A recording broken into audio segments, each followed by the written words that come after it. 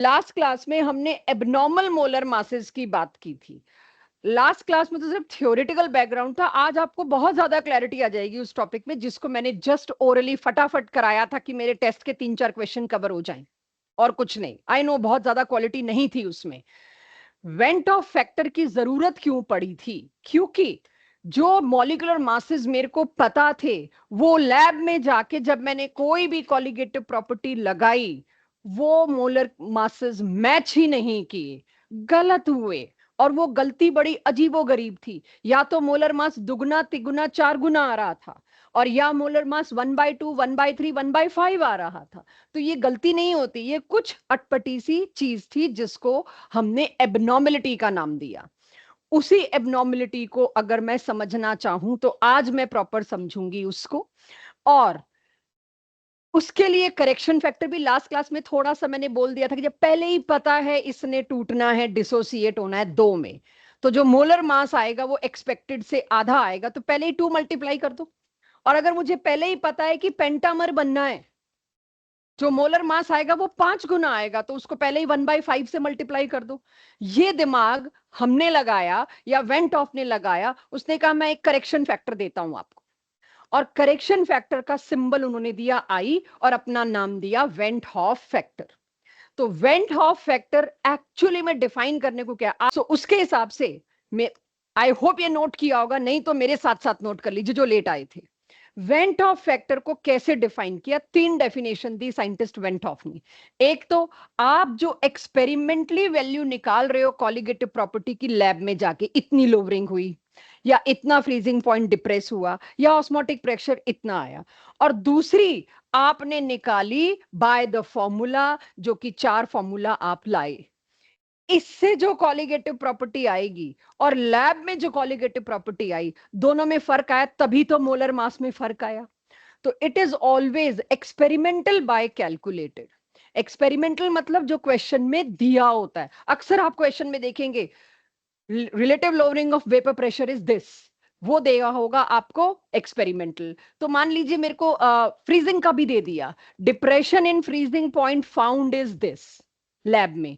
और आपसे अगर मैं पूछती, आप कहते हम ही बता देंगे डिप्रेशन, आप बस केएफ दे दो और मोलैलिटी दे दो, आप भी बता देते। तो इक्वेशन की ये साइड है आपकी कॉपी, कैलकुलेटेड। इक्वेशन की ये साइड है लैब, एक्सपेरिमेंटल। ये दोनों मैच नहीं किए तभी तो मोलर मास गलत आया। ये दोनों कब मैच किए? या तो मेरे को इधर हाफ लगाना पड़ा या 2 लगाना पड़ा, तब जाके मैच किए। तो इसके जितने भी क्वेश्चन आपको मिलेंगे, चाहे एनोवस्थी हो चाहे कोई भी और बुक हो, उनका सॉल्यूशन और मेरा सॉल्यूशन बहुत मिसमैच होगा। मेरा बहुत छोटा होगा और उनका बहुत बड़ा होगा। I will force you here to follow my method. उनका बहुत ही कंफ्यूजिंग लंबे लंबे सॉल्यूशन मिलेंगे। यहां आपको 2 या 3 स्टेप से आगे मैं जाने नहीं दूंगी। तो इस टॉपिक में सॉल्यूशन करते वक्त, क्वेश्चन सॉल्व करते वक्त, try to follow my method. Otherwise lengthy method है, यूनिवर्सिटी में बहुत ही बकवास बकवास हिंट मिलेंगे आपको, देखने भी नहीं, आप उससे बहुत छोटे में करोगे अब। सो अगर मेरे को पता है इन दोनों में फर्क क्या है बच्चों, आपको ये तो दिख गया कि इन दोनों डेटा को बराबर करने के लिए मुझे किसी चीज से मल्टीप्लाई करना पड़ा, और उसी चीज को साइंटिस्ट ने आके क्या बोल दिया? वेंट ऑफ फैक्टर या करेक्शन फैक्टर। तो कोई मेरे को कहे इसको डिफाइन करो, तो देख इधर ही देखना। इसको डिफाइन करना है तो मैं क्या बोलूंगी? ये लैब वाली वैल्यू डिवाइडेड बाय कॉपी वाली वैल्यू, अदरवाइज डेफिनेशन समझ नहीं आती। ये कौन सी वैल्यू? लैब में जो मिला। ये कौन सी वैल्यू? जो तुम कॉपी में के एफ और एम को मल्टीप्लाई करके कह रहे हो जी डिप्रेशन इन फ्रीजिंग पॉइंट, तो ये होना चाहिए था। दोनों मैच नहीं किए तभी तो खटका हमको। करके देखते हैं भाई, खोल खाल के देखा मोलैलिटी को, तो लैब कहती है जो चीज तुमने दी उसका मोलर मास तो 120 होना चाहिए। वो कुछ गड़बड़ क्या थी? Molar mass. तभी उसको करेक्ट करने के लिए पहले ही हाफ लगा दो ताकि दोनों साइड बराबर हो जाएं। तो वेंट हॉफ फैक्टर की जो डेफिनेशन है वो ये है, experimental value lab divided by calculated value. कई बार कैलकुलेटेड वैल्यू को खासकर एनसीईआरटी में थ्योरेटिकल वर्ड भी लिखा हुआ है। तो कैलकुलेटेड और थ्योरेटिकल एक ही बात है, आप अपने कॉपी में जो कर रहे हो। दूसरी अगर मैं डेफिनेशन देखूं, कॉलिगेटिव प्रॉपर्टीज सारी सोचो जरा, फॉर्मूला चारों का यहां पे, सब में मोलर मास डिनोमिनेटर में है, check. Molar mass of solute. क्यों पनव? चारों उधर नहीं देखना, मेरी तरफ देखना है। चारों चारों प्रॉपर्टी में मोलर मास कहां आता है? न्यूमरेटर और डिनोमिनेटर। कोई भी एक में बता दो, बाकी तीन में मैं बता दूंगी। डिप्रेशन इन फ्रीजिंग पॉइंट लिखा भी था फॉर्मूला, तुम्हें याद भी होगा, लास्ट क्लास तक वही चलता रहा है। मोलर मास ऑफ सोल्यूट कहां आता है? ऊपर की तरफ कि नीचे की तरफ? डिनोमिनेटर। चारों कॉलिगेटिव प्रॉपर्टी में मेरे पास मोलर मास किधर आता है? डिनोमिनेटर। कैन आई से देन कॉलिगेटिव प्रॉपर्टी कोई भी हो inversely proportional to molar mass? अब बार बार बताने की भी जरूरत नहीं मेरे को, मोलर मास ऑफ सोल्यूट की बात हो रही है, मैं पता है, आई एम इंटरेस्टेड ही उसमें। तो मोलर मास ऑफ सोल्यूट और कॉलिगेटिव प्रॉपर्टी इनवर्सली प्रोपोर्शनल है। तो जब मोलर मास की बारी आएगी तो इसको ऐसे कर दूंगी। कैलकुलेटेड मोलर मास जो तुमको पहले ही पता है कॉपी में कितना, 60। तुमको वो जो मैं कह रही हूँ ना, लंबे लंबी कैलकुलेशन करनी नहीं पड़ेंगी, एक स्टेप में चीजें करेंगे वो इसके दम पे। मुझे पहले ही पता है एसिटिक एसिड का मोलर मास कितना है, 60। एक्सपेरिमेंटल मतलब लैब से जो मैंने निकाला वो क्या है, 120। क्या आएगा ये? तो वेंट ऑफ फैक्टर की वैल्यू आ गई ना, हाफ। वो तुम निकाल निकूल के जो भी करोगे, मैं दिखाऊंगी एक आधे क्वेश्चन में, मौका लगा तो लॉन्ग मेथड भी दिखाऊंगी आपको, जो एनएसटी ने छाप रखा है या बाकी कॉम्पिटिटिव बुक्स ने छाप रखा है, मैं उससे कभी एग्री नहीं करती। दो ही डेफिनेशन आ गई आपके पास। चाहे तो आप experimental value of colligative property by calculated, और calculated value of molar mass by experimental value of molar mass. Van't Hoff factor तो ऐसे ही आ गया, और यही शायद मैंने नीचे कर रखा है। तो कभी कल को कंफ्यूज हो ना कि एसोसिएशन में आई छोटा था कि बड़ा था, भूल जाते हैं। एसोसिएशन में आई बड़ा होता था कि वन से छोटा होता था? एसोसिएशन का बेस्ट एग्जांपल ले लेना, एसिटिक एसिड। एसिटिक एसिड में 60/120 ऊपर लिखते हैं, जो आइडियल है, जो आप निकाल चुके हो, आपको पहले से पता है। नीचे वो लिखते हैं जो आपको लैब में जाके झटका लग रहा है। तो 60/120 हाफ। इसका मतलब जहां जहां एसोसिएशन है वहां वेंट ऑफ फैक्टर 1 से छोटा है। कोई भी तरीका आप अपना याद रखने का कर सकते हैं, मैंने अपना जो बताया आपको इजी करने के लिए बताया। तो ये पहला इतना नोट हो गया सबके पास। अब इसके बाद ये दोनों आई के फॉर्मूले एनसीईआरटी में भी छाप रखे हैं, आपके पास होने चाहिए, सिंपल फॉर्मूला बेस्ड क्वेश्चंस के लिए। Now if I ask you barium sulphate, I know how many ions are being form, 2। इसका कुछ टुकड़ा मैंने लास्ट क्लास में चलते चलते बात भी की थी, भाई सल्फेट को अकेला मानना, एक आयन एन आयन। इसके लिए वेंट ऑफ फिर मेरे को कंफर्म करना है। 233 इसका वो मोलर मास है जो पीरियोडिक टेबल से मोलर मास निकाल के मैंने कैलकुलेट कर लिया।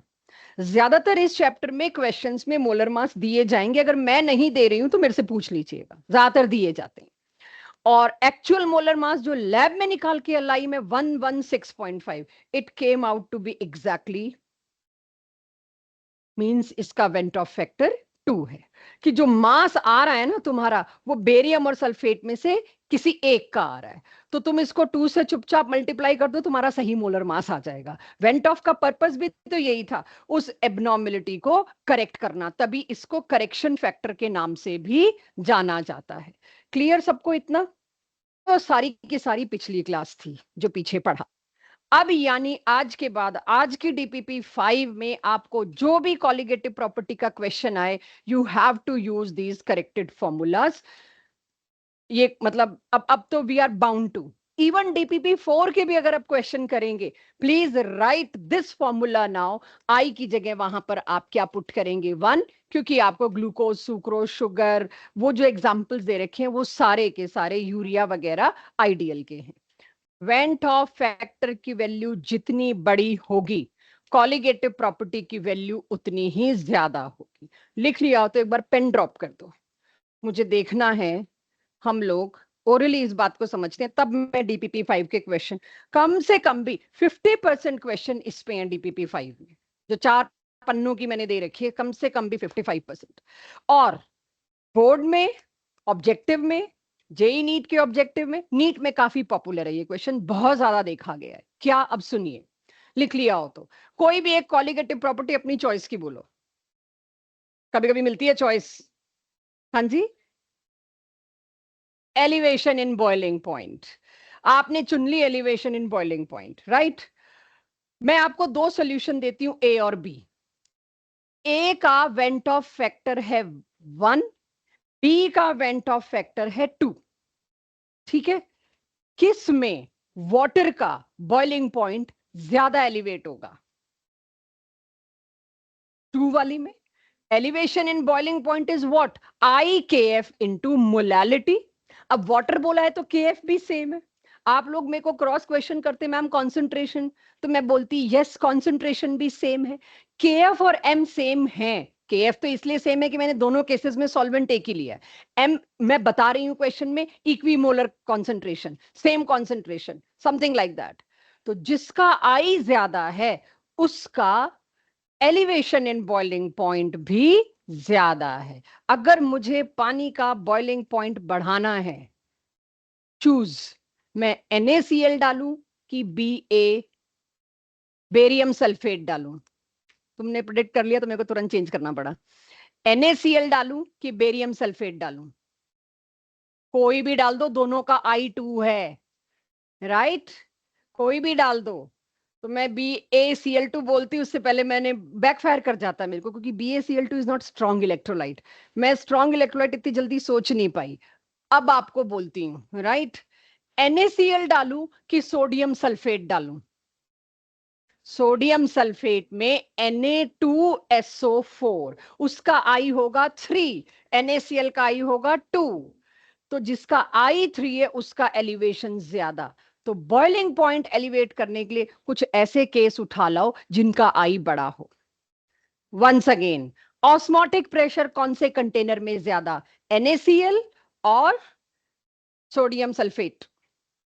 Sodium sulphate. Keeping concentration same. ये सारी की है। तो अब इस पे थोड़े ट्विस्ट एंड टर्न से क्वेश्चंस उठाते हैं।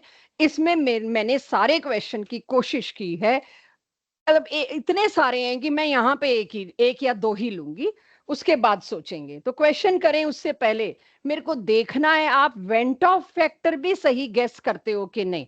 और एक बहुत बड़ी चीज पे अब क्लास डाइवर्ट हो रही है, और वो क्या? अगर 100% डिसोसिएटेड है, 100% किसी इलेक्ट्रोलाइट को डिसोसिएट करने के लिए मेरे को क्या एफर्ट करने पड़ते हैं? अर्पिता, एंजल, अनंत, क्या एफर्ट करने पड़ते हैं मेरे को अगर किसी इलेक्ट्रोलाइट को 100% डिसोसिएट करना है? तो कैन आई मेक श्योर भाई पूरा हो जाए डिसोसिएट, चाहे स्ट्रॉन्ग इलेक्ट्रोलाइट है तो भी? एनीवन? क्या एफर्ट करोगे? Anyone? Highly polar solvent, water से ज्यादा पोलर नहीं, बिल्कुल सही डाल दिया मैंने, परफेक्ट। वो बहुत एनकरेज करेगा इलेक्ट्रोलाइट को तोड़ने में, एब्सोल्युटली राइट। सेकंड एफर्ट, सोचो डिसोसिएट करने का मतलब क्या है? Na पॉजिटिव Cl नेगेटिव इतनी दूर चले जाएं वापस एक दूसरे का सामना करने के लिए, दे आर टू फार। सामना हो गया तो फिर जुड़ जाएंगे भाई, चार्जेस हैं, दे आर टू फार।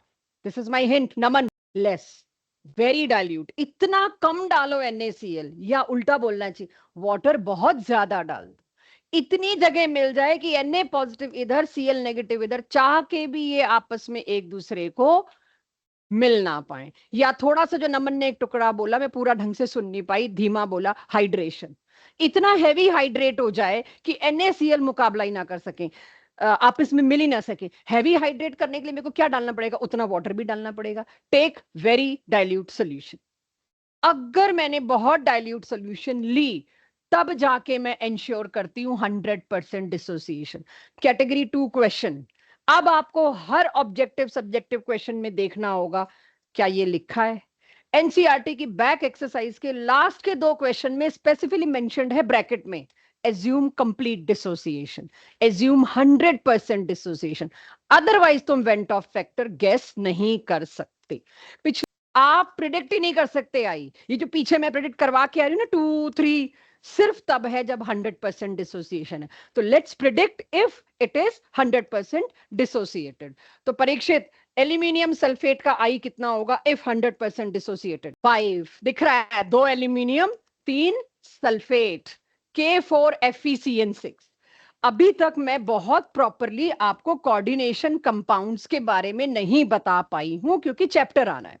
थोड़ा बहुत मैंने बता दिया होगा +1 में, उसको जरा 0 करते हैं, इन्हें नहीं बताया था, इसीलिए दोबारा बता रही हूं। स्क्वायर ब्रैकेट के अंदर जो भी है वो कभी डिकम्पोज नहीं हो सकता, वो कभी टूट नहीं सकता, उसमें कितने मर्जी आयन बैठे हो, तो ये कभी नहीं अलग हो सकता। इसकी कितनी बड़ी एप्लीकेशन में मेडिसिन साइंसेज में यूज कर रही हूं। बाहर जो भी है वो टूट जाएगा। तो 4 पोटेशियम, और इस पे क्या चार्ज आएगा ऑटोमेटिकली 4-, अगर तोड़ना पड़ा तो इसका वेंट ऑफ क्या आएगा 5, इसका वेंट ऑफ 4। ठीक है, क्योंकि हम एज्यूम करके चल रहे हैं ये 100% डिसोसिएट होता है। मोहर सॉल्ट, ये लैब में वाइवा में बहुत पूछेंगे 12th में आपसे, मोहर सॉल्ट बहुत पूछा जाएगा, रट लेना इसका फॉर्मूला। ओके, 2 तो अमोनियम, एक सल्फेट 3, एक आयरन 4, एक और सल्फेट 5। ठीक है, यूरिया 1, यूरिया कोई इलेक्ट्रोलाइट नहीं है। जो लोग गिन रहे थे उसको बहुत जल्दी रोक दिया अभी तेज ने। मैं चाह रही थी मेरे पास 3-4 कुछ आ जाता, बट आने नहीं दिया उसने। यूरिया एक नॉन इलेक्ट्रोलाइट कंपाउंड है, इसका van't Hoff factor 1 means no association, no dissociation. फिर मैंने दिया आपको सुक्रोज, टेबल शुगर, अगेन 1, ये नहीं होती डिसोसिएट एसोसिएट। ये इंटीजर टाइप में आया हुआ क्वेश्चन, मैक्सिमम बच्चा गलत करके आया था, क्योंकि सोच नहीं पाते कुछ चीजों को। अच्छा, एक और इसी के लगे हाथों, पता नहीं नीचे मिलेगा कि नहीं, मुझे याद आ गया, इसका van't Hoff factor. Chemical bonding में कराते वक्त मैंने कहा था I3 पे क्वेश्चन ना आए ना जिस साल, उस साल एनटीए की बॉडी खत्म हो जाएगी। इसके ऊपर क्वेश्चन कुछ भी कभी भी कहीं भी आ जाता है। आंसर KI3 का 2, क्योंकि मुझे पता है पोटेशियम पॉजिटिव और I नेगेटिव होता है। 3 आयोडाइड बन सकते हैं, बच्चा 4 करके आता है, बट जब इसका +1 है तो इस पूरे का चार्ज क्या था -1। I3 नेगेटिव सल्फेट की तरह, SO4 2 नेगेटिव की तरह एक इंडिपेंडेंट एनायन है। तो KI3 का भी वेंट ऑफ फैक्टर पूछा गया तो आप बोलेंगे 2। ऑल्दो वेंट ऑफ फैक्टर नहीं पूछा जाएगा, फिर न्यूमेरिकल्स में आई पुट करना होगा, तब आपको थोड़ी दिक्कत आएगी। KI3 में तो 4 कर दोगे, 3 आयोडाइड बनते तो हैं, क्योंकि KI का पूछूंगी तो 2 दोगे, NaCl का पूछूंगी 2 दोगे, NaI का पूछूंगी 2 दोगे, लेकिन KI3 का पूछूंगी तो भी 2 ही दोगे। तो बाई चांस दिख गया, याद आ गया। इसी तरह से Hg2Cl2 बताया जा रहा है आपको, पूछा नहीं जा रहा आपसे, ये याद कर लेना। 2 मरकरी इकट्ठे मिलके 2 पॉजिटिव बनाते हैं, तो बच्चों इसका आई क्या होगा H2SO4 का। लास्ट क्लास टेस्ट में मैंने NaHSO4 डाला था, और शायद क्वेश्चन में था कंपाउंड्स, राइट, एक से ज्यादा कंपाउंड था मेरा उसमें आंसर, बट एनीवेज कई बार कंफ्यूजन होता है, एक प्रोटॉन छोड़ा और HSO4 बना, तो 2 गिन लो। ये HB बनते ही इमीडिएटली इससे टूटता है, और यहां पर यहां पर 2 प्रोटॉन मेरे को मिलते हैं, तो इसका वेंट ऑफ फैक्टर क्या होगा 3। H2SO4 का n फैक्टर क्या लाते थे नॉर्मेलिटी में 2, क्योंकि 2 डिस्प्लेसेबल प्रोटॉन्स हैं, लेकिन वेंट ऑफ फैक्टर क्या आया 3, क्योंकि टोटल नंबर ऑफ आयंस कितने हैं 3। तो एक साथ जब बहुत सारी चीजें पूछी जाएं तो कई बार मिक्सअप हो जाता है। अब यहां तो मैंने इतना सिंपल बता दिया, और लास्ट क्लास टेस्ट में मैंने NaHSO4 पूछ लिया। उस वक्त हर कोई सोचता है सोडियम निकला, HSO4 अलग निकला, लेकिन हमें पता है HSO4 itself is again highly dissociable, वो तुरंत अपना दूसरा H+ भी रिलीज करता ही करता है। That was a very tricky question, तब तक नहीं आप उसको सही कर सकते जब तक उसके बारे में बात ना हो रखी हो।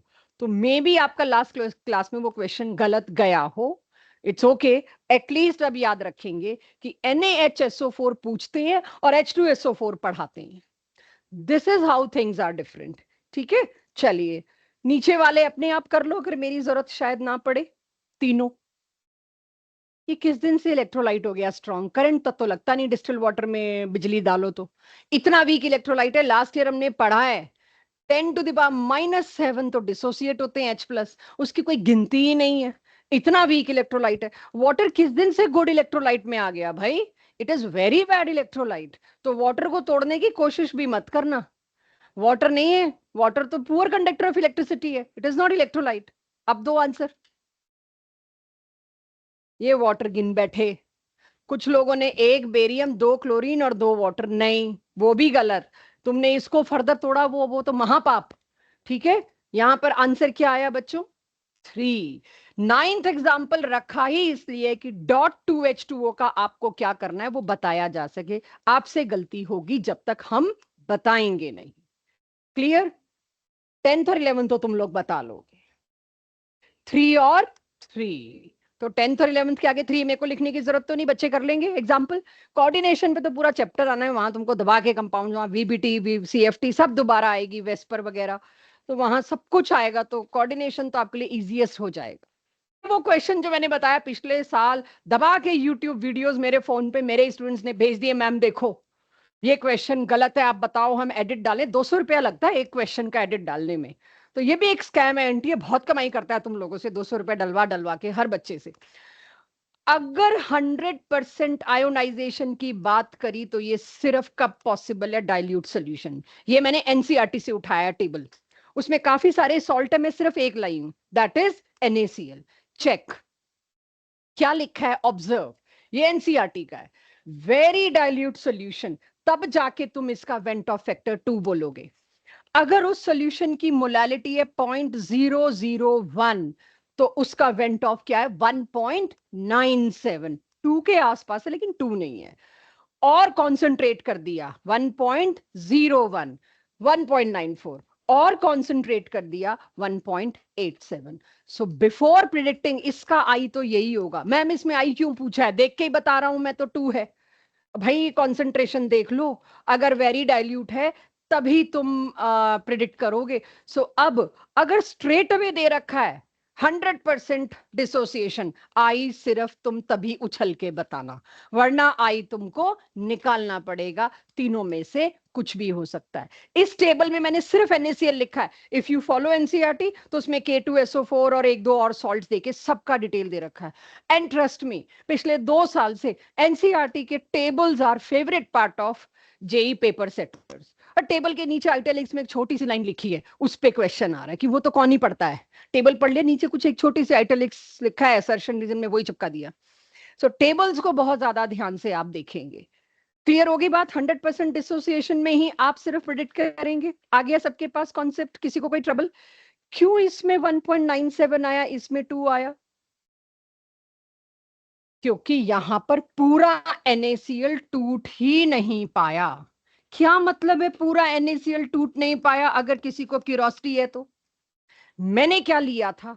मैंने सपोज कॉन्सेंट्रेशन ली थी 0.001 मोलल, और मुझे पता है इसने डिसोसिएट होना है। मैंने वहां पहले ही तैयारी कर ली 2 से मल्टीप्लाई करके 0.002। ये तब होता ना जब सारा टूट के जाता, थोड़ा पीछे रह गया, थोड़ा NaCl टूटा ही नहीं, और तुम 2 से मल्टीप्लाई करके अपना क्वेश्चन निकाल रहे हो। थोड़ा सा NaCl ऐसा था क्योंकि कॉन्सेंट्रेशन बहुत डाइल्यूट नहीं थी सॉल्यूशन, तो कुछ Na और Cl टूटने के बाद वापस मिलके सॉल्ट बना गए। इसीलिए तुमने सोचा था कि तुमने 100 NaCl लिए तो 100 ही Na बने होंगे, 100 ही Cl। नहीं, 10 इधर वापस लौट के आ गए। तो जब 10 इधर वापस लौट के आए तो इसका नंबर वो नहीं है जो तुम एक्सपेक्ट कर रहे थे, इसीलिए तुम्हारा वेंट ऑफ फैक्टर एग्जैक्टली 2 नहीं आया, मोलर मास एग्जैक्टली हाफ नहीं आया। तो 100% डिसोसिएशन में ही आप सीधे इंटू 2 कर सकते थे। क्लियर हो गया कॉन्सेप्ट? आगे चले, किसी को डाउट है तो? अब है वो क्वेश्चन जो DPP5 भरी पड़ी है जिससे, कोई डाउट किसी को? 3 दे दिए सॉल्ट आपको, आपका काम है इन तीनों में से ऑस्मोटिक प्रेशर किसका हाई, अगर तीनों की concentration is same, keeping concentration same and solvent भी सेम। तीनों में फर्स्ट किसका osmotic pressure highest, sorry, third, first, second, third.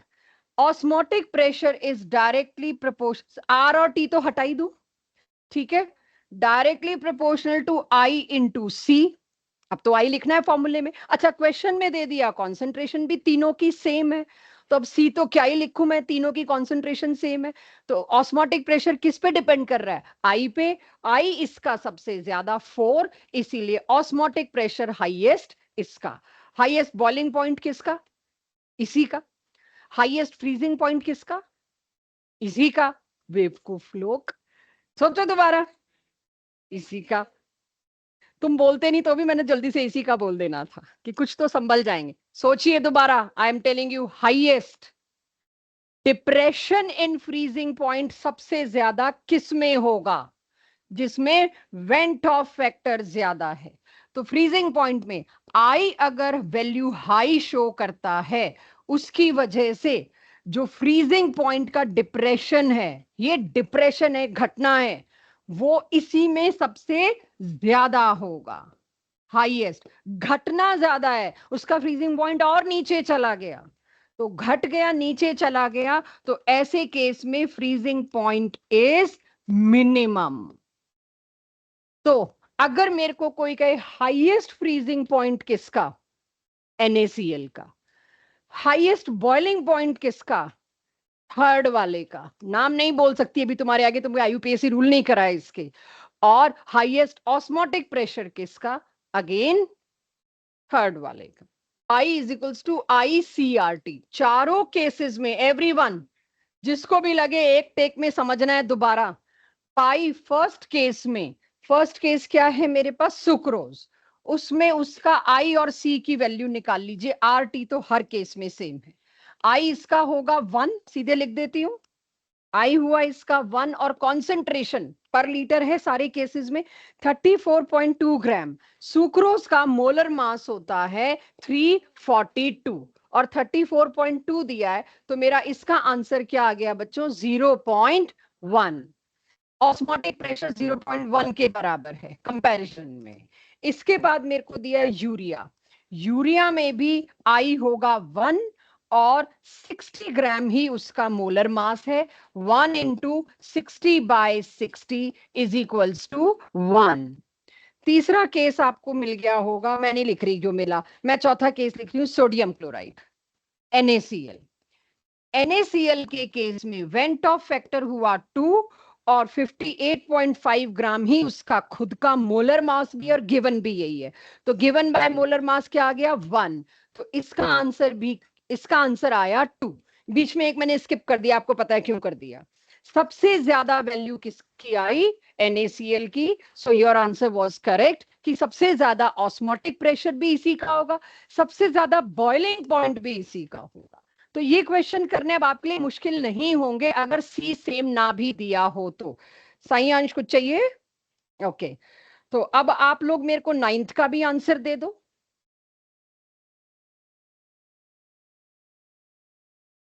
हाँ, कॉन्सेंट्रेशन सेम दे दी, फिर तो आपको वेंट ऑफ पे ही देना है।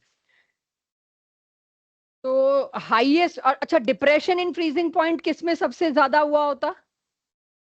Sodium sulphate. बीच में आता बेरियम सल्फेट, और फिर आता urea.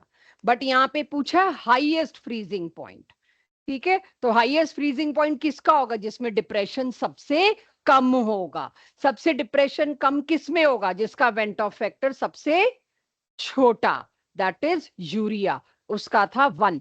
Naman Parikshit, any issue? Should I take something on board, क्योंकि ये काफी आ रहा है। क्लियर है? हाँ, हाय हाय हाय, इतना लंबा जो समझाया दोबारा समझाऊं सारा? सच्ची? क्या समझना है? बाकी लोग ऑब्जेक्टिव में ढूंढो ये सारे क्वेश्चन और करो। लाओ नमन, बोलो। आप देखो, ऑस्मोटिक प्रेशर किस पे डिपेंड करता है? इन्हीं दोनों चीजों पे। सबसे पहले केस में सुक्रोज, सुक्रोज के लिए आई होता है 1, कॉन्सेंट्रेशन निकाल लोगे कितनी? 0.1। नहीं है ना, गिवन कॉन्सेंट्रेशन 34.2 ग्राम दे रखा है। मोल निकालोगे 342 से डिवाइड करके, और सारे पर लीटर दिए हैं, वॉल्यूम 1 लीटर। ठीक है, ऐसे ही फिर आप यूरिया के लिए भी करोगे, ऐसे ही आप NaCl के लिए करोगे। NaCl में 1 आ रही है मोलैरिटी, क्योंकि दे ही रखा है, तो किसका ज्यादा आया I/C? 2 NaCl का। जिसका ये वैल्यू ज्यादा, उसका ऑस्मोटिक प्रेशर भी ज्यादा। ठीक है, अगर क्लियर नहीं हुआ ना नमन, 3-4 क्वेश्चन इसके कर डालो। ये तो बड़ा प्रिडिक्टेड क्वेश्चन है कि ये आता है, बच्चा उस वक्त बहुत कंफ्यूज होता है सब कुछ मैनेज करने में, इसमें कंफ्यूज करना सबसे आसान होता है। तो माय सजेशन टू एवरीवन, जो बच्चे सब्जेक्टिव पार्ट को पकड़े हुए हैं वो 7th के बाद 9th करें, और 9th करने के बाद सब्जेक्टिव का ही सेकंड करें। हाँ जी बच्चा, हाँ 5th भी वही है, सब्जेक्टिव में 5th 7th और 9th हो जाना चाहिए। उसके बाद ऑब्जेक्टिव में अगर आप देखो सारे यही हैं, शुरू में फर्स्ट ले लो, सेकंड ले लो, थर्ड ले लो, फोर्थ, 5th मत करो, वो मैं कराऊंगी। 6th ले लो, 7th ले लो, 8th, every question is this. 9th 10th करो, ऑब्जेक्टिव के 10 करो, और सब्जेक्टिव के 2-3 जो किए वो करो। आवाज आई तो मैं पढ़ाना शुरू कर दूंगी, पढ़ाना शुरू कर दिया, आज ही खत्म हो जाना है चैप्टर, अगली क्लास में टेस्ट लेना पड़ जाएगा मेरे को। मैं इंटरेस्टेड नहीं हूँ, पेपर नहीं बना पाई अब तक, तो मेरे पास टाइम का क्रंच हो गया। तो अगर मेरे को शोर आया तो मैंने पढ़ाना शुरू कर देना है, मैंने कराना है यार, वो आई निकालना है तुमने, तुम आई तक निकाल दो, बाकी मैं कर दूंगी। मैंने वो कराए नहीं अभी, उसी का वेट कर रहे हो, वही शुरू करना चाह रही हूँ। आधी DPP उसी से है। क्वेश्चन 2 का आंसर एज सच मुझे पता नहीं है बेटा, आपने क्या निकाला है?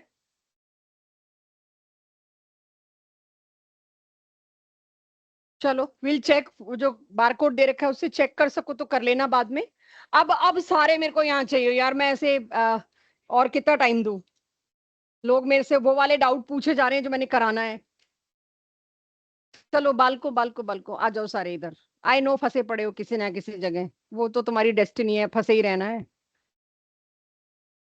अरे देख लो प्लीज, ठीक है चलिए।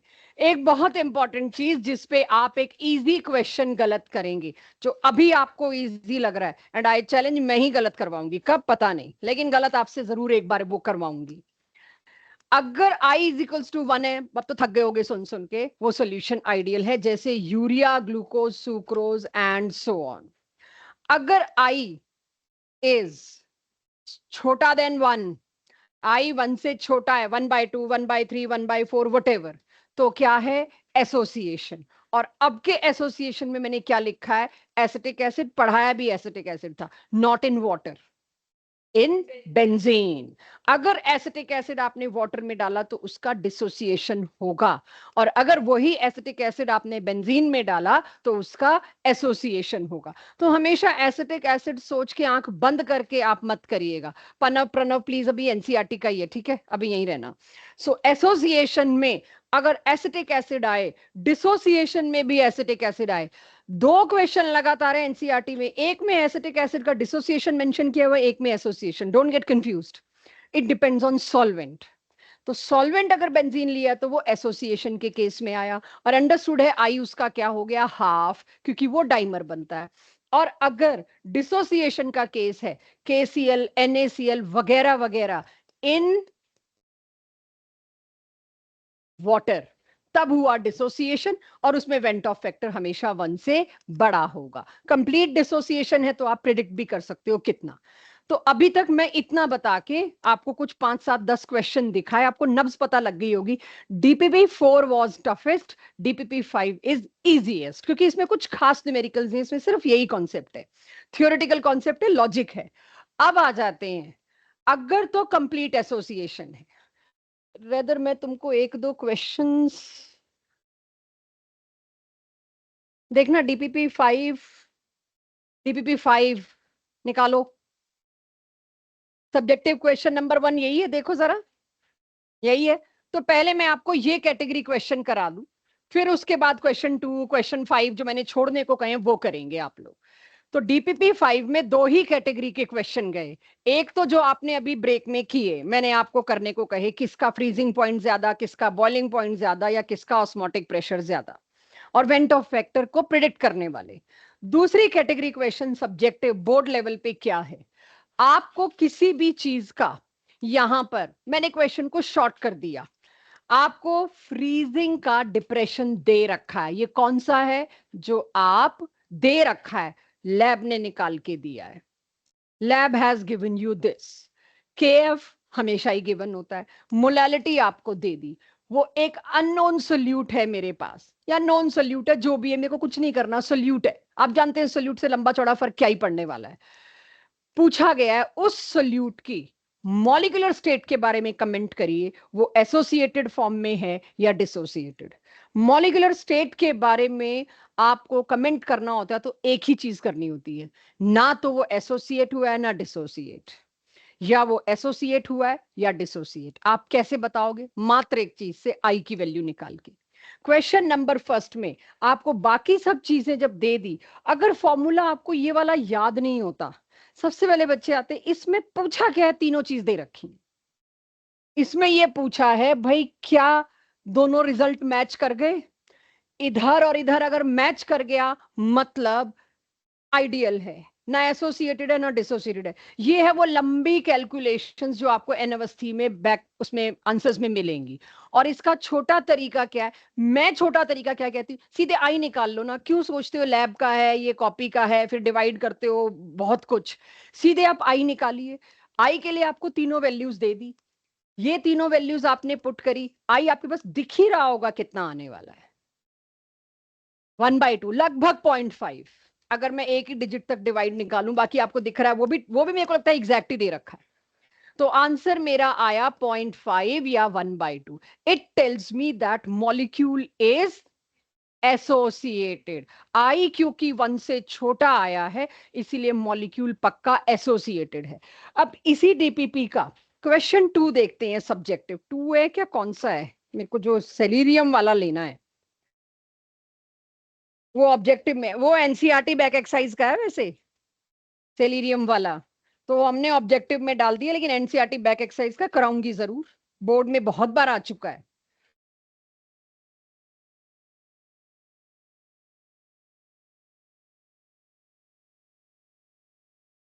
तो सभी लोग मेरे साथ ऑब्जेक्टिव का क्वेश्चन 5 कर रहे हैं, बट क्योंकि एनसीईआरटी बैक एक्सरसाइज का क्वेश्चन है, बोर्ड में आया हुआ है, तो मेरे साथ बाकी बच्चे भी करेंगे। क्वेश्चन मैं लिख रही हूं, अगर उनके पास डीपीपी में क्वेश्चन उनको नहीं दिखाई दे रहा हो, दैट इज क्वेश्चन नंबर 5। नहीं, कौन सा है?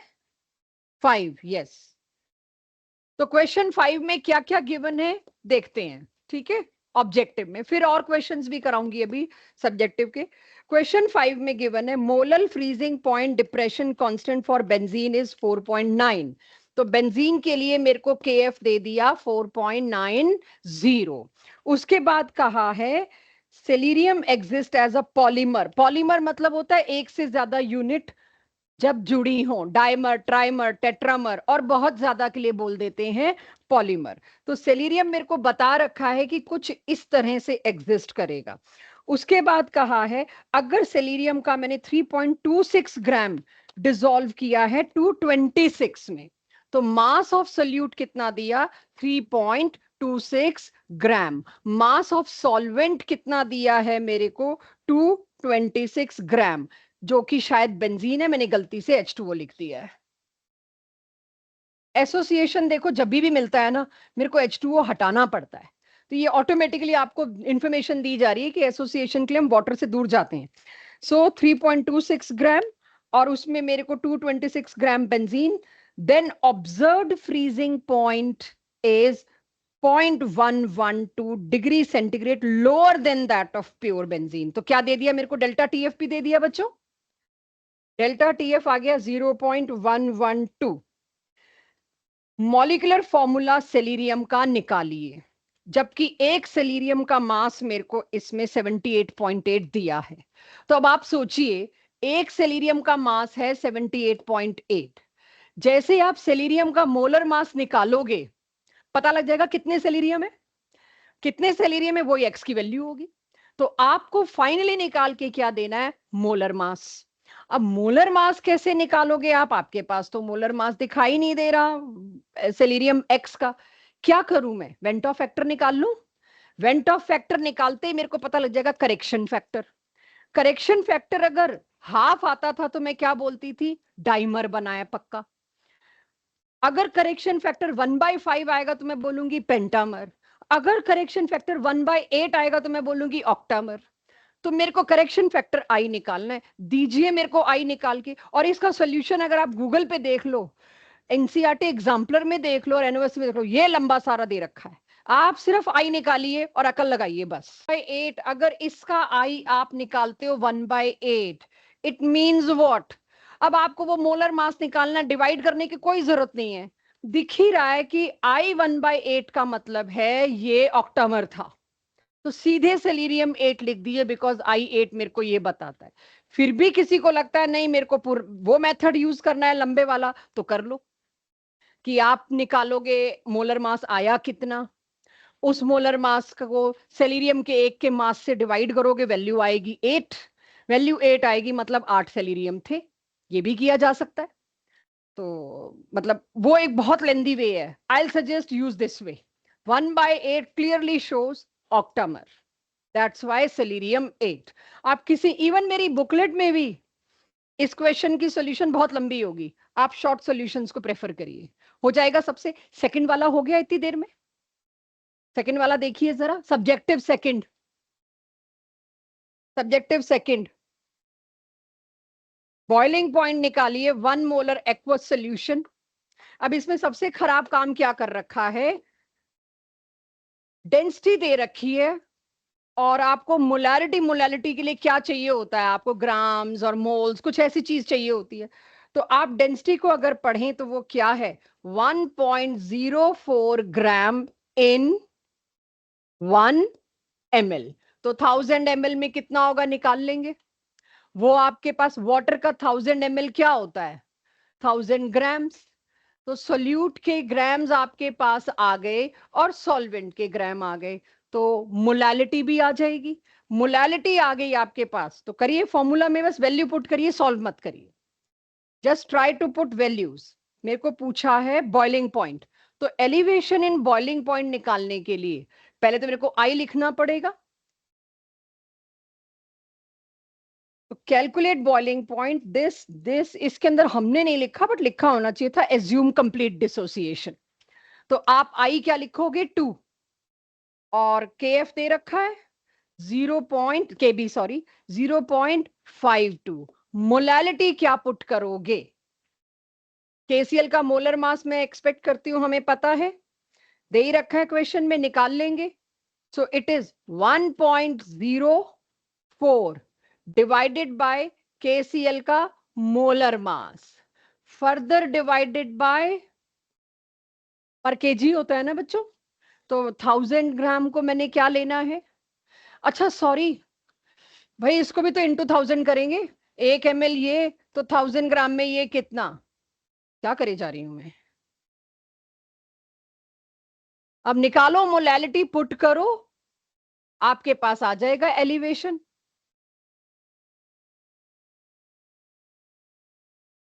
104 आ जाएगा, नहीं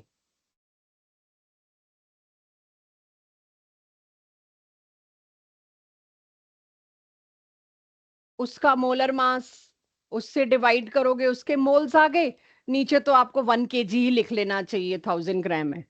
आपके पास डेल्टा टीबी आ गया, और आपको पता है वाटर का बॉइलिंग पॉइंट क्या है, आप उससे बता सकोगे कि सॉल्यूशन का बॉइल, मतलब इस वाली सॉल्यूशन का बॉइलिंग क्या है, कितना एलिवेट हुआ, जब पता लग गया तो करिए इसको। इसमें सिर्फ ध्यान देने वाली चीज क्या थी, आपको कंसंट्रेशन, और दें क्या फिर, कंसंट्रेशन में ही खेल सकते हैं आपके साथ, कि कंसंट्रेशन सीधे मोलैरिटी, मोलैरिटी देने के बजाय डेंसिटी दे दी, अब फंसे रहो कैसे निकालते हैं उससे। ठीक है, किसी को कुछ खटक रहा हो तो आई एम वेटिंग।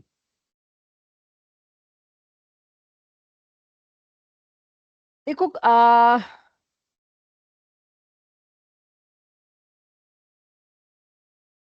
मैं एक छोटी सी चीज बताऊंगी, इट्स टू लेस, इसे भूलो एक बार। डाइल्यूट सॉल्यूशन है, इसीलिए मैं मान के चल रही हूँ मोलैलिटी, मोलैरिटी सेम आएगी, क्योंकि सॉल्यूशन इज वेरी डाइल्यूट। अब डेंसिटी मेरे को दे रखी है इतने ग्राम 1 ml में, तो 1000 ml में कितने ग्राम होंगे आपने निकाल लिया। ठीक है, तो करके देखो एक बार कितना फर्क आता है आंसर में, वो भी देख लेंगे एक बार, टू बी वेरी स्पेसिफिक। शायद बहुत बड़ा फर्क आ रहा होगा तो मैं, हाँ तो बहुत छोटा फर्क आ रहा है।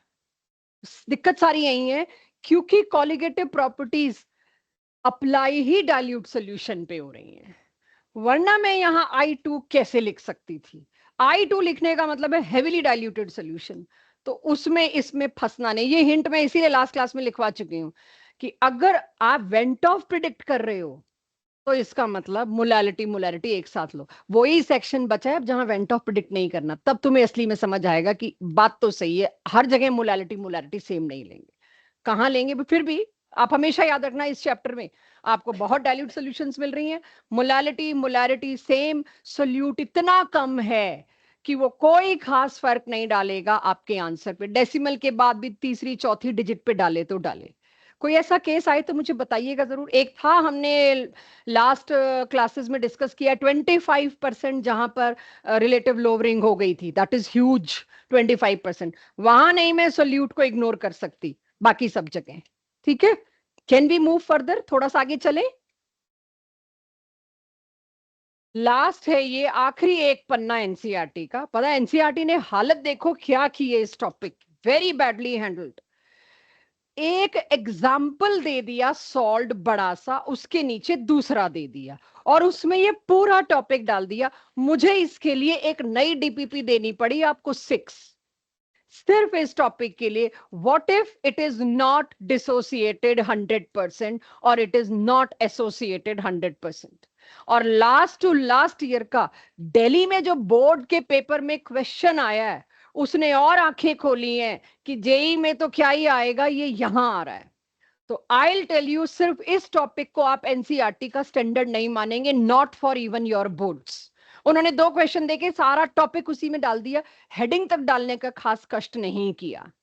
सो अगर आपको ये पता हो कि भाई डाइल्यूट नहीं है सोल्यूशन, पूरी तरह डिसोसिएट ही नहीं हो रहा केस, जब पूरी तरह डिसोसिएट नहीं हो रहा है केस, तो क्या करूं मैं, प्रिडिक्ट तो नहीं कर सकती। ठीक है,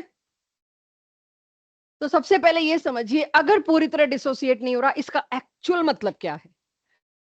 NaCl 10 थे और मैं ये कह रही हूं सोल्यूशन मैंने डाइल्यूट नहीं ली, पूरी तरह डिसोसिएट नहीं होगा। पूरी तरह डिसोसिएट नहीं होगा तो 10 में से 2 वहीं रह गए, इट इज कॉन्सेंट्रेटेड सोल्यूशन। कितने डिसोसिएट हुए, सिर्फ 8, 8 और 8। अगर पूरे डिसोसिएट हो जाते तब होता वेंट ऑफ फैक्टर 2, और अगर पूरे डिसोसिएट नहीं हुए तो वेंट ऑफ 2 के बराबर नहीं होगा, क्योंकि डिसोसिएशन से पूरा तब जाके 2 पहुंचा है, और जब पूरा डिसोसिएशन नहीं हुआ तो 2 से तो छोटा होगा। कई ऑब्जेक्टिव क्वेश्चन आपके इस हिसाब से भी हो जाएंगे, 2 से तो छोटा ही है, चारों ऑप्शन में एक ही होगा 2 से छोटा, कितना भी गंदा न्यूमेरिकल हो तो 2 से छोटे को टिक करना होगा, और बाई चांस 2 से छोटा एक ही ऑप्शन मिले तो लपक लो। तो यानी कि 2 से छोटा कितना, that is my doubt, that is my problem, वो निकालने पड़ेंगे। वो भी निकाल लोगे, फॉर्मूले में सब कुछ दे रखा होगा, वेंट ऑफ तो निकाल के आई रहे हो तुम लोग, 1/8 निकाल के ही दिया तुमने मेरे को, वहां तक भी ठीक है। चलिए इसी हिसाब से मैं एक बार आपके साथ एसोसिएशन भी ट्राई करूं। अब यही रहना है भाई, नोट करना, लेकिन पहले समझ लो, नोट करने का टाइम दूंगी। ये मेरा लास्ट टॉपिक है, आज खत्म हो अगली क्लास तक खत्म हो, आई हैव नो हेडेक, मेरे पास बस आखिरी यही बचा है। 10 मॉलिक्यूल एसिटिक एसिड की अगर बेंजीन में डाले, 10 में से सिर्फ 3 एसोसिएट हुए, पीछे कितने बचे? क्या यार अकल लगाओ ना, 7। तुम्हें लग रहा है 10 में से 3 माइनस करना है? 3 वहां नहीं गए, 3 एसोसिएट होके वहां पहुंचे, तो 3 एसोसिएट हुए, 3 डाइमर बने। मैं क्यों इतना क्लियरली बोलूं, खुद सोचो ना, मतलब इतना क्लियरली बोल के मेरे को 10 में से 6 थोड़ी सब्ट्रैक्ट करवाना था। 3 एसोसिएट होके डाइमर बन गए, तो 3 जब डाइमर बने तो खर्चा कितना हो गया, 6। पीछे कितना बचा, अब तो कर ही लेंगे, 4 बचे जी। अगर पूरा एसोसिएट होता तो वेंट ऑफ फैक्टर किसके बराबर आता, हाफ। अब हाफ तो नहीं हुआ, पूरा एसोसिएट तो हुआ नहीं, हाफ से ज्यादा आएगा, क्योंकि एसोसिएशन में घटता है। कम एसोसिएट हुआ तो कम घटेगा, कम घटेगा तो वेंट ऑफ फैक्टर उससे थोड़ा बढ़ के आएगा। यानी वेंट ऑफ फैक्टर जो है होना चाहिए था हाफ, अगर ये फुली एसोसिएट होता, होगा थोड़ा सा हाफ से ज्यादा, कितना पता नहीं। तो एटलीस्ट आप इस पे आ पाओगे इतने थ्योरेटिकल बैकग्राउंड से। आंसर तो इन दो में से, ये बी और डी में से। फिर उसके बाद लगोगे, फोकस बी और डी पे रहेगा, सॉल्व करोगे और एग्जैक्ट आंसर पे पहुंचोगे। दो ऑप्शन रूल्ड आउट हो जाते तो लेस क्लटर होता है, सोचना दो में ही होता है। तो इस तरह से आपको एसोसिएशन डिसोसिएशन के पूरे ना होने का मतलब पता होना चाहिए। If you want to note it, note it, क्योंकि ये मैंने बहुत इंपॉर्टेंट चीज आपकी दी है जो किसी क्वेश्चन में आपको कंफ्यूज करने के लिए बहुत है, कि आपको कैसे पता चला कि हाफ से थोड़ा सा बड़ा होगा, क्योंकि उसमें घट रहा है, घट के लोएस्ट वैल्यू हाफ पहुंचती है, लेकिन पूरा नहीं घटा तो लोएस्ट वैल्यू को टच नहीं किया, थोड़ा सा हाफ से ज्यादा आएगा आंसर। तो वेंट ऑफ फैक्टर की रेंज मुझे पता चल गई, टू से बड़ी, टू से छोटी, हाफ से बड़ी कि हाफ से छोटी।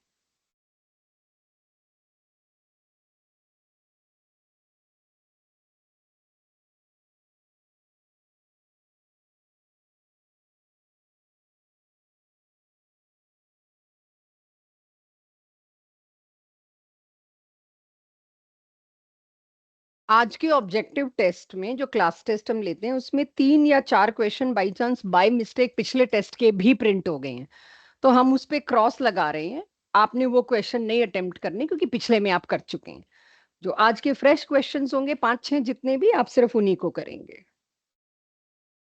ऑनलाइन वालों के लिए तो करेक्ट हो गया है, बट ऑफलाइन वालों के लिए प्रिंट था, उसमें कर रहे हैं हम जी। अगर कंप्लीट डिसोसिएशन नहीं है और या इनकम्प्लीट डिसोसिएशन है और इनकम्प्लीट एसोसिएशन है, तो सिचुएशन क्या है वो मैंने आपको बता दिया कि अब आप वेंट ऑफ प्रिडिक्ट करोगे तो फंसोगे। बस इतना प्रिडिक्ट कर सकते हो कि 2 से थोड़ा सा कम होगा या हाफ से थोड़ा सा ज्यादा होगा। इससे ज्यादा प्रिडिक्शन इज नॉट अलाउड, इसका कोई खास काम आना नहीं है। अब अगर कोई चीज पूरी तरह डिसोसिएटेड नहीं है तो मेरे को तो ये पूछना पड़ेगा कितना।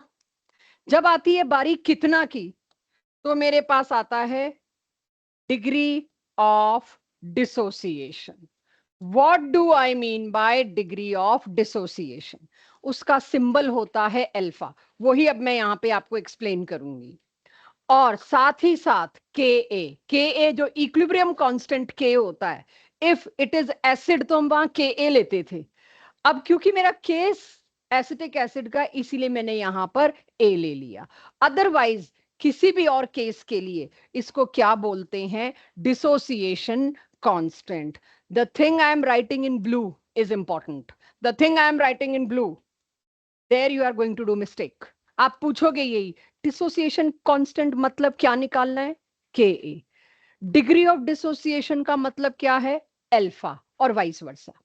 तो जो ब्लू में लिखा है वो इस इरादे से लिखा है कि आपको जल्दी से दिख जाए कि ये कुछ ऐसा है जो मेरे से गलती का चांस या पूछना पड़ सकता है। तो इस स्लाइड को बाद में नोट करेंगे, पहले इसको समझेंगे। आपको ये चीज सिर्फ एक बार समझनी है, फिर मैं आपको शॉर्टकट फॉर्मूला दे रही हूँ, ऑलवेज अप्लाई शॉर्टकट। ये ना ज्यादा फैल के नहीं, मैं तो उसी वक्त बोर्ड की कॉपी में भी मैंने ही करना है ढंग से इसको, या जेई नीट में मैं तो पूरा डिराइव करूंगी या करूंगा, ये शौक पीछे छोड़ देना। एक बार डिराइव करके मैं दिखा रही हूँ, क्योंकि आपको डेरिवेशन या वो फॉर्मूला निकला कैसे पता होना चाहिए, क्योंकि बहुत टफ क्वेश्चन में कई बार आपको आना पड़ता है, आपको एक कॉन्सेप्ट में सेव कर देता है। उसके लिए आपकी नॉलेज होनी चाहिए, कॉपी में होना चाहिए। मान लीजिए अब कोई चीज पूरी तरह डिसोसिएटेड नहीं है, अधूरी है वो डिसोसिएट होने में। एसिटिक एसिड मैंने वाटर में लिया तो वो कुछ इस तरह से डिसोसिएट होता है, but since it's a weak electrolyte, मुश्किल से 5 या 10% डिसोसिएट हुआ, 15% हुआ, बाकी का वापस लौट जाएगा और एसोसिएट होगा। If it is so, time t0, जब मैंने रिएक्शन स्टार्ट ही नहीं किया, डिसोसिएशन स्टार्ट ही नहीं किया, मैंने लिया 1, वहां क्या पहुंचा, 0 और 0। थोड़ी देर बाद जब इक्विलिब्रियम आ गया, जितना डिसोसिएट होना था हो गया, 1 में से क्या गया, alpha, means alpha is a fraction. Alpha is something coming out of one, one में से कुछ जाएगा तो वन भी हो सकता है, चलो तो हम कह देंगे जी सारा ही चला गया, बट एटलीस्ट वन से छोटा ही जाएगा। तो अल्फा उधर गया तो क्या बना, अल्फा और अल्फा। लेकिन इनिशियली मैंने वन नहीं लिया, क्वेश्चन कहता है मैंने 0.01 मोलैलिटी ली है जी, 0.033 मोलैलिटी ली है या मोलैलिटी ली है, जो भी दे रखा होगा उसको मैं क्या कर दूंगी, c. If c moles are taken, molality क्या होता है, इतने मोल इन 1 लीटर या 1 kg, जो भी कहिए, मोलैरिटी मोलैलिटी। तो अगर इतने मोल हैं तो actually at equilibrium C1 minus alpha give C alpha ये होगा। अब degree of dissociation simple language में क्या है, पहले कितने मोल थे, बाद में कितने मोल, कॉलिगेटिव प्रॉपर्टी है ना, मोल पे ही बात करनी है। आपने जब तोड़ ताड़ मचा दी तब तो मोल थे इतने और इनिशियली आपने लिए थे इतने। This is degree of dissociation, यानी डिग्री ऑफ डिसोसिएशन कितना लिया था उसमें से कितना गया। अब कितना लिया था उससे डिवाइड करोगे तो पर मोल आ जाएगा। तो देखा जाए तो डिग्री ऑफ डिसोसिएशन किसी को समझना हो तो इससे बेटर क्या ही है, एक में से कितना गया। डिग्री ऑफ डिसोसिएशन का मतलब अगर एक ही मोल लेते तो कितना गया, कितना डिसोसिएट हुआ। मैं कहती हूँ नहीं, मेरे को नहीं ऐसे समझ में आ रहा, मेरे को बताओ जी, 5 मोल लिए थे उसमें से सिर्फ 2 डिसोसिएट हुए, तो डिग्री ऑफ डिसोसिएशन क्या होगी, 2/5। चेक करना, डिग्री ऑफ डिसोसिएशन तो यही होगा कितना टूट के गया, कितने में से, तो it's a fraction, always a fraction. So anyways आपके पास डिग्री ऑफ डिसोसिएशन अल्फा का मतलब क्या है, ये आपको दोबारा डिराइव करने की जरूरत नहीं है, आपके सामने बस मैं कर रही हूं। वेंट ऑफ फैक्टर की आज मैंने 2 डेफिनेशन लिखवाई, आई पहुंचना उस पन्ने पे क्या लिखवाई थी, I is equals to what,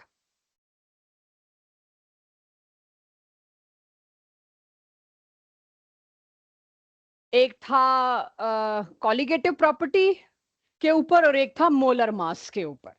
तीसरी डेफिनेशन अकॉर्डिंग टू एनसीईआरटी, एक ही पन्ने पे 3 दे दी उन्होंने, बीच का सब खा गए, एक ही पन्ने में 3 दे के 2 क्वेश्चन डाल दिए, अपने आप अल्फा सोचते रहो क्या था। तीसरी डेफिनेशन जो है वो समझनी, फिर इकट्ठा नोट करेंगे। Went Hoff factor is total moles after dissociation left in the container, चाहे वो एसिटिक एसिड के लेफ्ट हैंड साइड के थे चाहे वो राइट हैंड साइड के थे, total moles after dissociation divided by moles initially taken. Alpha कुछ और था, अल्फा था कितने टूटे, divided by initial. Went of क्या है, टोटल मिला के टूट टाट के बाद कंटेनर में कितने मोल्स पड़े हैं, वो divided by moles initially taken. तो अब अगर मैं आई निकालने की कोशिश करूं इस पर्टिकुलर केस के लिए, तो डिसोसिएशन के बाद उस कंटेनर में कितने मोल पड़े हैं, प्रोटॉन के इतने, क्योंकि कॉलिगेटिव प्रॉपर्टी ने क्या गिनना है, कितने लोग हैं, बस उसने गिनना है प्रोटॉन इतने हैं, एसिटेट आयन इतने हैं और एसोसिएटेड पड़ा हुआ इतना है। वो तीनों को गिनेगा कुल मिला के, ये जीरो नहीं हुआ कि सारा उधर चला गया, उसने तीनों को अगर गिनना है तो टोटल मोल्स कितने, ये तीनों का एडिशन लिख दिया मैंने यहां, आपको दिख रहा है। अगर मैं ब्रैकेट खोलूं C1 माइनस अल्फा वाला तो क्या हो जाएगा, C minus C alpha, and you know simple cuttings हुई यहां पे, मेरे पास आई क्या बचा, ये बचा, फिर मैंने सोचा मैं और इसको कर लूं C और C, फाइनली मेरे पास वेंट ऑफ फैक्टर और अल्फा का रिलेशन आया। आपने अब तक वेंट ऑफ फैक्टर निकालना सीख लिया, फॉर्मूले में डाला, आई निकाल के आप मेरे को दे रहे हो, delta t f equals to i k f into molality. आई वहां से निकालने के बाद सिंपल ये फॉर्मूला पुट करना है for such cases, for all cases इसी का एक जनरल फॉर्मूला दे दूंगी, रटने की भी जरूरत नहीं पड़ेगी इसको। अगर आपके पास वेंट ऑफ आ गया तो अल्फा निकाल सकते हैं, अगर क्वेश्चन में अल्फा दिया है तो वेंट ऑफ निकाल सकते हैं, 1+ ही करना है, कोई बड़ा काम नहीं है। लेकिन यहां तक पहुंचते पहुंचते हम थक जाते हैं तो भूल भी जाते हैं। तो if you give me I via that route, जो भी पिछले क्वेश्चन में 1/8 निकाल के आ रहे हो आप, आई के बाद तो सिर्फ एक सिंपल एडिशन करना है तो मेरे पास अल्फा आ जाएगा। अच्छा, अल्फा क्या था, डिग्री ऑफ डिसोसिएशन।